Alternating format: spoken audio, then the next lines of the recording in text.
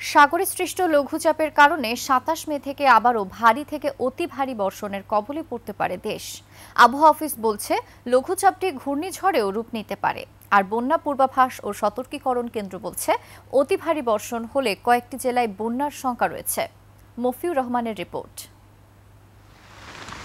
আগাম মৌসুমী বায়ু ও পশ্চিমা স্থল লঘুচাপের প্রভাবে দেশে বেশ কয়েকদিন ধরে কালবৈশাখী ঝড়সহ ভারী বৃষ্টিপাত হচ্ছে।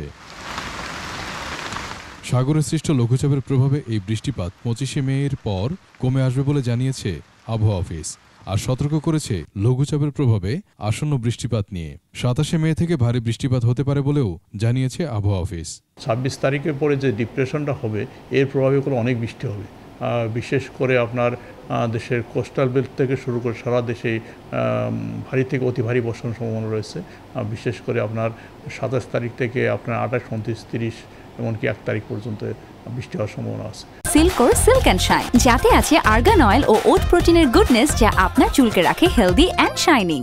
বন্যা পূর্বাভাস কেন্দ্র বলছে, বর্তমানে দেশে সব নদ নদীর পানি বিপদসীমা নিচ দিয়ে প্রবাহিত হলেও সাগরে সৃষ্ট লঘুচাপের প্রভাবে বৃষ্টিপাতে নদ নদী বিপদসীমা অতিক্রম করতে পারে। সেক্ষেত্রে বেশ কয়েক জেলায় বন্যার শঙ্কার কথাও বলা হচ্ছে। স্বাভাবিকের থেকে বেশি বৃষ্টি লক্ষ্য করা গেলে, যদি আমরা ১ সপ্তাহ বা ২ সপ্তাহের স্পেলে স্বাভাবিকের থেকে বেশি বৃষ্টিপাত লক্ষ্য করি, তাহলে সেক্ষেত্রে বন্যার কিছুটা ঝুঁকি থাকে।